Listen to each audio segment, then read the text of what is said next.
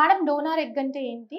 Donor egg అందరికీ ఉపయోగపడుతుందా? లేదు ఫ్యూ కండిషన్స్‌లోనే పేషెంట్‌కి డోనార్ ఎగ్‌ని ట్రీట్మెంట్‌గా ఇస్తారా? హలో వ్యూయర్స్ నమస్తే. This is doctor Kavya, fertility expert 49 hospitals Vizag branch.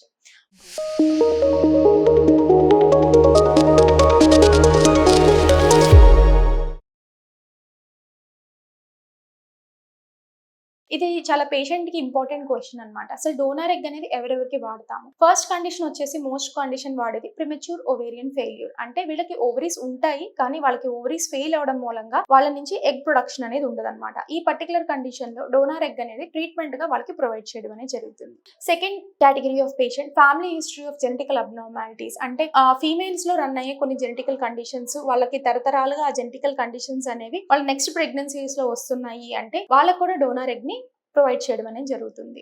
Third condition వచ్చేసి కొంతమందికి ఏంటంటే సర్జికల్‌గా 2 ఓవరీస్ తీసేయడం అనేది జరుగుతుంది. ఓవేరియన్ టార్షన్ వల్ల గానీ, లేదు ఓవేరియన్ ట్యూమర్స్ వల్ల గానీ, క్యాన్సర్స్ వల్ల గానీ, ఈ కండిషన్ మూలంగా తీసేస్తే వాళ్ళకి ఓవరీస్ ఉండవు కాబట్టి నార్మల్ యూట్రస్ ఉంది కాబట్టి డోనార్ ఎగ్ అనేది ట్రీట్మెంట్‌గా ప్రొవైడ్ చేయొచ్చు. వెరీ రేర్‌లీ ఇన్ నవడేస్ ఏంటి అంటే తక్కువ ఉన్నా సరే కొంతమందికి నెగెటివ్ బ్లడ్ గ్రూప్ ఉన్న వాళ్ళకి పాజిటివ్ బేబీని యాక్సెప్ట్ చేసే కండిషన్ అనేది చాలా తక్కువగా ఉంటుందన్నమాట. సో ఈ కండిషన్‌లో మనము పేషెంట్‌కి కంటిన్యూస్‌గా రికరెంట్‌గా అబార్షన్స్ అవుతున్నాయి అంటే వాళ్ళకి నెగెటివ్ బ్లడ్ ఉన్న డోనార్ ని వాళ్ళ మదర్ కి ట్రాన్స్ఫర్ చేయడం అనేది జరుగుతుందన్నమాట.